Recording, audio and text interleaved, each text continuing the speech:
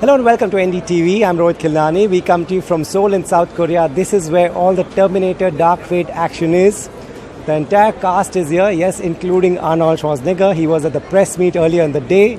The last time I was here, I said, I'll be back. And the Terminator always gives his promise, right? So I'm back. And I'm back now with a great team, great cast, great director, Tim Miller. And I'm very, very excited going around the world and promoting this film, Dark Fate. Now that I'm at the black carpet, let me get you all the action from here. We caught up with some actors on this black carpet. Let's see what they have to say. My first question is, this Terminator will be watched by a lot of young people. What do you want to tell them that they should always remember about Terminator? Well, this Terminator is, just like the first one and the second one. A lot of people say it's like putting the first and the second one in a blender and mixing it up. So that's what this one is. The reason is because in the first one I was a killing machine. In the second one I was, a protector. And in this one I'm a killing machine, but I have grown a conscience. So I have kind of a decision-making power over myself. One thing that the younger generation should always remember about Terminator. They haven't seen it because they're young, but they need to see all of them, but most importantly the first two, and then they understand how the story starts, and women are strong, he's amazing, and it's really is telling us the story of our future, which isn't a happy future. And now it's time to get you my interview with the lead actors Arnold Schwarzenegger and Linda Hamilton. I interviewed them about their film and a lot more. Listen in. Good to see both of you together. Thank you. If I take you back, what is the one memory from the first Terminator that always stays with you? Go ahead. I don't think I can mention it.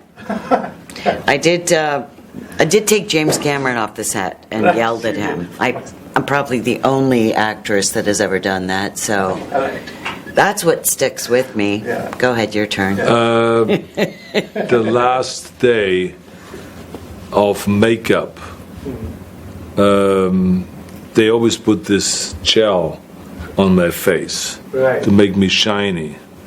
And then the last day of makeup, they said to me, "You know what this gel is?" I said, "No, I have no idea." And he showed me the tube. It was KY. So that's what I remember from that film. Isn't it funny? What a trick that they played. They never told me throughout the whole movie. Jeff Dahn, it was the makeup artist. Yeah, I do. He kept sponging it on. Throughout the whole night, he kept sponging on. It's just so I have this shiny look, kind of this like not human look. And it was KY. Right. And now when you come on a set, what is different and what is the same? I think there were so many more demands placed on me. I'm not sure how Arnold feels about that, but just in terms of just how huge the action is in this film. And, when I look back on the second film, yes, I was in prime shape, and yes, there was a lot of action, but this just feels like it was 10 times the demand. Right. Action has grown that much larger, and maybe it's that I'm that much older, but really I think it's just that it's just nonstop, and I guess you have to keep growing the franchise. So really just tremendous amount of hard work went into this film on everyone's side. Crew, the AD department and actor, just down all the way down the line. It was huge. Right. Is more done on computers now, do you feel, or there's more on the set? Well, we have the computerization and we have the visual effects and all that stuff, but it doesn't really help with our work, because you still have to do your stunts. You still have to go and take the risks. And you still need to have a lot of energy because you do it over and over and over again for days and weeks.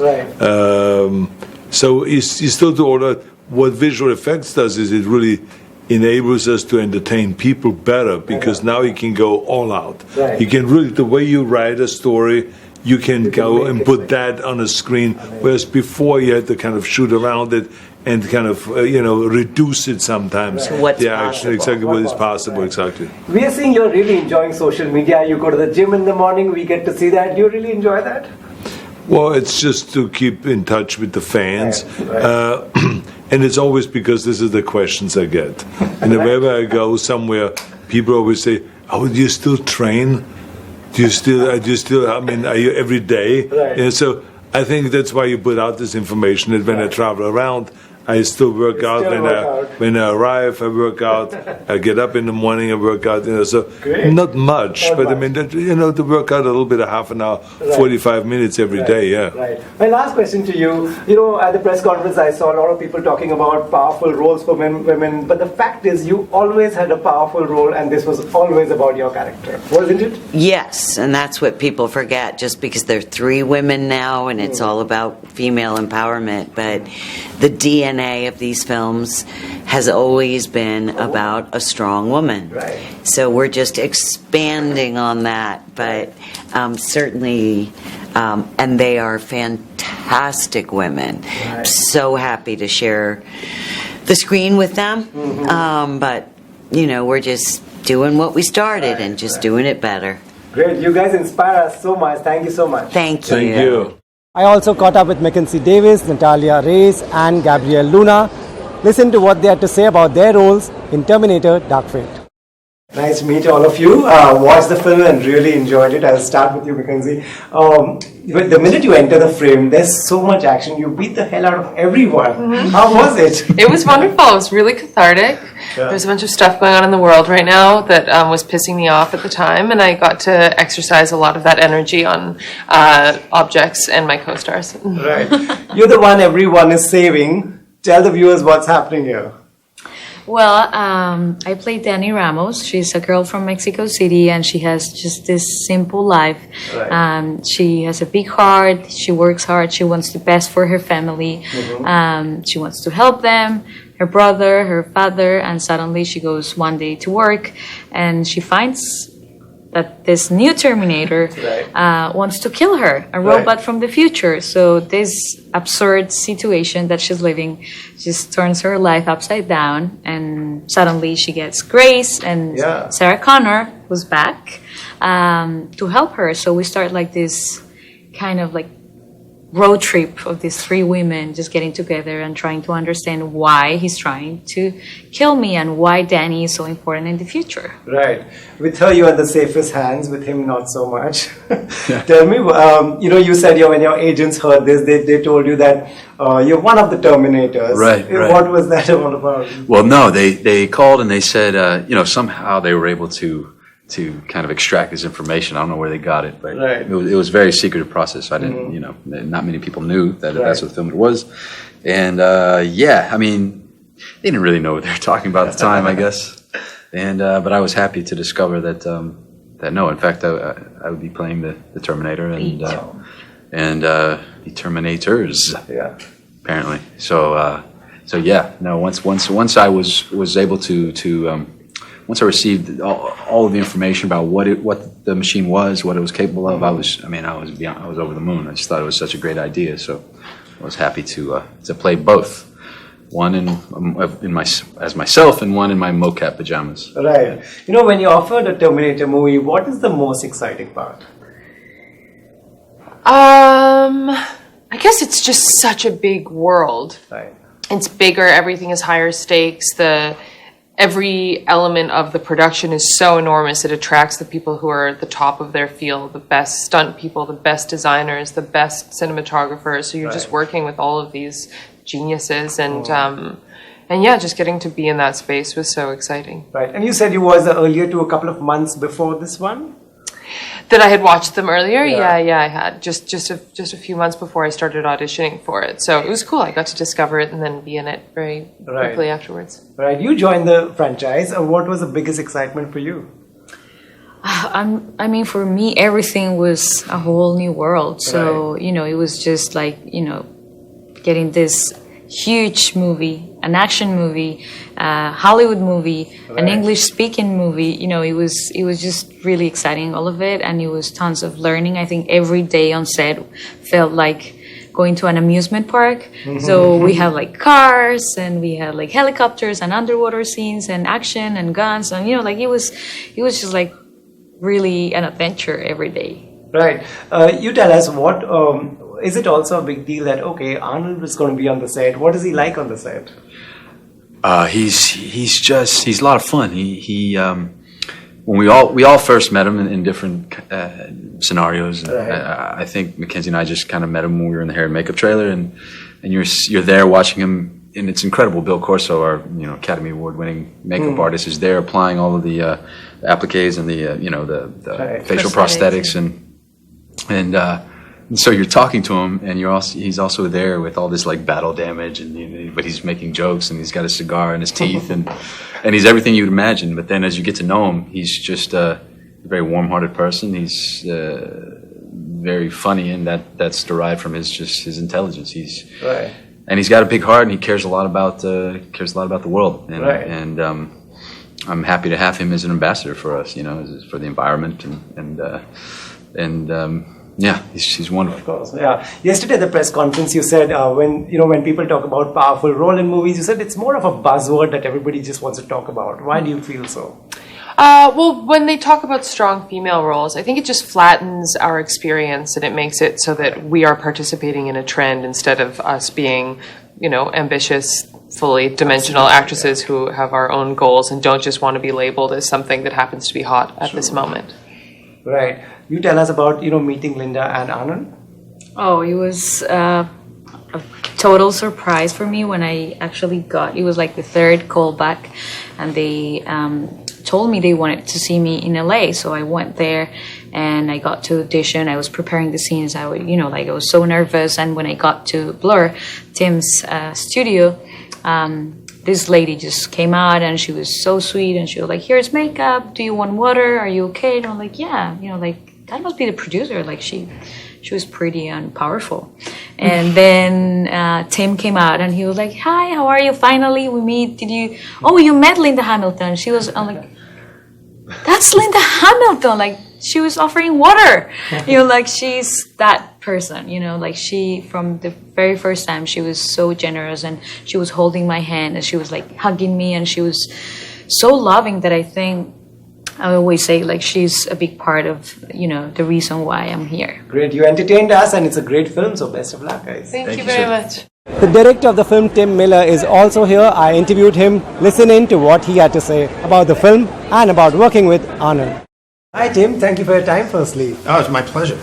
Shifting from Deadpool to Terminator, was it an easy switch to do? Oh yeah. I would never consider myself a comedy director. I'm more like gritty and grim. And the funny stuff of Deadpool was Ryan and Rhett and Paul, so this was a little bit more my tone. No problem at all. I love sci-fi. I love comics. I love fantasy. But yeah, you pulled that off so well when you say that was not your space. Still, that was such a terrific job done. Thank you. I appreciate a good joke. I feel like I know where to put it. Yeah, that was wonderful. And straight moving to this, yesterday at the red carpet, you told me that Arnold's manager called you before he comes on the set and said that just make sure he has a good time. That's all. Was that all that he wants? That really was all. We actually called them because you always want to know what's going to make people comfortable so that they can work the best way. Right. They can give you the best work. So you check these things. And movie stars, they can be particular. Arnold's not particular, and his manager really just said. He just wants to have a good time. Right. He likes the light atmosphere on set. But we were so lucky because we had this real family atmosphere. I never ever yell at people.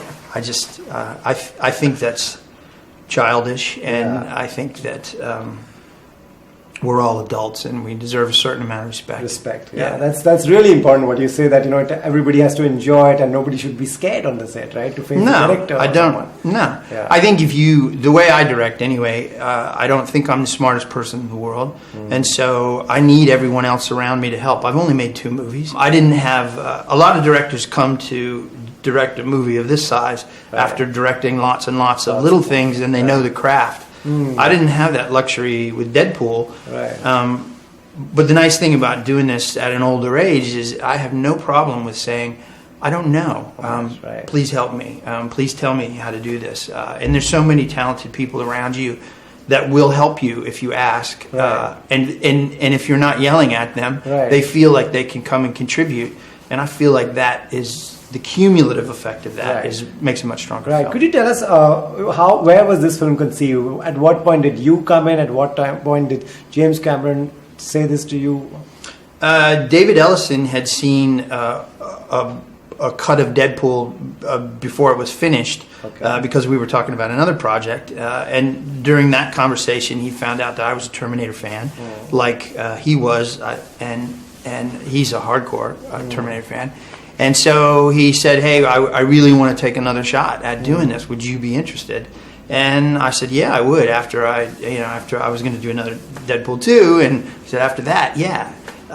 And then, at that time, Jim wasn't necessarily coming back. It was still very amorphous, but I came on, and then I said, it's very important. I think that Jim comes back, which David also wanted, because that, I think, is what's going to give the fans some kind of confidence that the film would be good. Right. And then, of course, Linda. Right, of course, Linda, talking about her, what are they together like on a set? There's so much excitement about them coming together. Arnold and Linda? Yeah. Arnold's always goofing around and joking. And Linda is very focused, so they're not like joshing each other. I mean, they do a little bit when they had some funny scenes together. But Linda is like hyper focused, great attitude, very pleasant, but when she comes to set, she's ready. There was no better prepared actor on set than Linda. But we all had a great time. It was a really great atmosphere. Right, even Deadpool has a lot of fans. Any more Deadpool movies coming from you? From me? Yeah. I don't think so. Right. I doubt it. I mean, I wish them the best with the franchise, but Ryan's the man now, and who knows what's going to happen with Disney. But I hope they make more. Sure, and what should we expect from you next? I don't know. I got a few ideas, but I can't talk about it yet. All I can say is that I was so lucky with Deadpool, and as a nerd, I used my 15 minutes of fame to gather up a few other things that I think are very, very interesting from a fan. What would you imagine if somebody said, "Here's $1 million, go into the candy store and buy whatever you want"? That's kind of the way I felt. Nobody gave me $1 million, but I'm just saying that metaphorically speaking, where people actually, I spent 20 years of trying to get people interested in projects that I liked, and they don't really listen. After Deadpool, they listened, at least a little bit. Yeah. Great, you spent your time and money well, so thank you for entertaining us. Thank you. Well, that's all we have on this show, guys. Hope you enjoyed watching it as much as we enjoyed it putting it together. Thanks for watching. Stay tuned to NDTV for lots more.